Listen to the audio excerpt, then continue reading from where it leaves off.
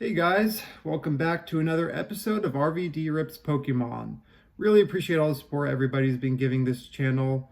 Your comments, all the interactions means a lot to me. So thank you for the support. And if you do like this content, please hit the like button and consider subscribing so you can receive additional episodes of RVD Rips Pokemon. So you can kind of see how I'm navigating the market and my strategy during every different cycle of this market. That's more or less what this channel is about.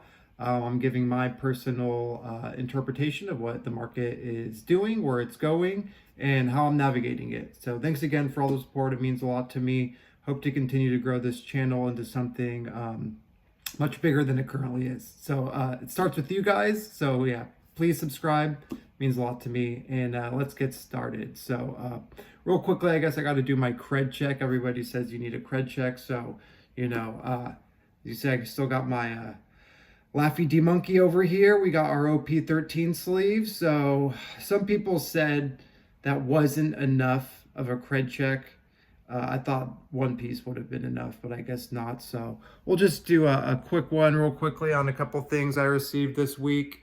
Just some stuff. I don't know. Is that enough? Let me know in the comments if that's enough for a cred check for you guys. So, all right. So Pokemon, what's coming next is the title of the video today. There's a few areas we could go into this. I guess we'll just first start with Destined Rivals. Real quickly, so Destined Rivals booster boxes still going up, right? We haven't seen any significant reprint. I know the EU got a reprint. Didn't really do much. I presume it's going back upward from the 300 euros that it went down to, probably moving back up, just like in the US where it's around 420, 430 a booster box market price. Now, booster bundle allocation did get distributors that are offering booster bundle allocations to different stores across the country. So as I said before, the model with the Pokemon Company International appears big box stores are getting the products first, which we did see with the Destined Rivals booster bundles. We haven't seen it with the ETB yet. And that started happening, as I was recording my last few videos, maybe 3-4 weeks ago, that we were seeing booster bundles in stores again, Target, Walmart, .com, and now distributors are offering it as well. So as I was saying, the current process, Pokemon kind of goes to big box stores first, and then you'll see it at the distribution level next. That seems to remain intact. So I presume, in 2026, we'll continue to see that strategy from Pokemon going forward. So Destined Rivals, my strategy. I'm not FOMOing into it. I'm still waiting. I still think there's a more large size reprint coming. Could be wrong. May not come for booster boxes, and that's fine if I have, I have some booster boxes, but, if I'm not able to get any more at retail, so be it. I do think it will end up hitting vending machines across the US, just like we saw with Surging Sparks. And I also think we'll see ETBs and booster bundles in mass. Maybe at Costco. That's my thought process. So I'm not FOMOing into it. I'm going to take a wait and see approach to see if we get a lot more supply hitting the market before I make a big move and try to get a large position to hold for the long term. Prismatic Evolutions. So there's a lot of Prismatic Evolutions products coming to the market. Real quickly, it's been a year since Prismatic Evolutions has been released. And if you don't have a Prismatic Evolutions position, I recommend you start working on it very soon. We're going to be seeing some drops here. We're already starting to see the super premium collection hit Best Buys.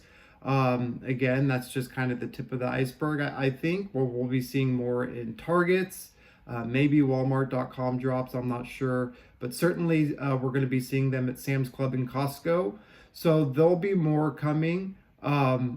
If you don't have any, start making a strategy on how you're going to get some, whether you need to, save some funds and capital to hit some of these big drops that are happening across the country, which will be happening soon. Like I said, it's the last year, or it's been 1 year. 2028 is, or 2027 is when we will see Prismatic rotate. So it's going to have a very small life cycle since it's in that SV 4 through 8 block, or 5 through 8 block. which will be getting rotated in 2027. So work on a strategy now. If you don't have any, now's the time to be picking up Prismatic, booster bundles, SPCs. I presume we'll get ETBs too. We did see ETBs drop on Walmart, and I think that's just their front running, just like we saw with the bundles. They're front running the market, where soon distributors will be getting, will be offering ETBs of Prismatic, and maybe we'll be seeing them at Targets as well. So Ascended Heroes releases in 10 days. And I recommend everybody having a strategy on where they're going to be for release day when it comes to this product. Now, we all know there's not a lot of product that's going to be releasing. They're only doing the 2-pack and 3-pack blisters. So there's not going to be enough product to go around. Scarcity will be at an all-time high for this product on release, given there's no ETB or booster bundle being released until the next coming months. So have a strategy on what you plan on doing, whether that's even just skipping it until the ETBs come out, or where you're going to be on release day to try to accumulate as many of these 2-pack and 3-pack blisters will be. Scarcity, there's going to be a lot of FOMO for this set. I believe that's, just due to probably scarcity. There's going to be a lot of demand. So it's going to be interesting. Ascended Heroes, I'm very excited for the set. I think it's a very good set. I think we've seen a lull in the market just because Phantasmal's it's been pretty mid, right? It's just a small set. It's not that it's so mid. It's just really small and accessible. Has been. And Mega was good. Mega 01 was good. So I think it's just, people have been kind of just waiting on the sidelines for Ascended Heroes. And it's coming. So I'm looking forward to it. It's going to be a very strong set. I'll touch real briefly on Perfect Order. I don't want to go too much into it, but the Japanese set Nile Zero does release on Friday. So just a few days. So we'll know the entire set. It is another small mega set, but we'll know the entire set. I would imagine a majority of it, probably 95% plus of what's in the US set, based on how this Japanese releases go. There might be a few cards that are not in it in the Japanese set that will be in the English set. That happens. Maybe they're promos in Japan, but they're in our set. So those things happen. But so we'll see what is revealed from the Japanese release on Friday, and take it from there. It's a small set. It's mostly the cards are for the actual TCG, similar to Shrouded Fable, I feel like, where a lot of it's for the trading card game meta. So collectability will not be as high on release. I think it'll be pretty widely available as well. There just doesn't seem to be a lot of hype for this set. So we'll continue to wait and keep updates on that. So One Piece. So if you guys don't have a strategy for One Piece right now, I think you guys need to start working on one, or even just getting a small position. One Piece, I think it's cemented itself on the 1B to Pokemon's 1A. So if you're not familiar with the market itself, maybe, I think OP14 is a good set to kind of get you introduced to the hobby. It's a good it's a good set, and it's performing a lot better than I think I had actually anticipated. So there's a lot of hype for One Piece right now. So if you're not familiar with One Piece, it's kind of hitting the market by storm.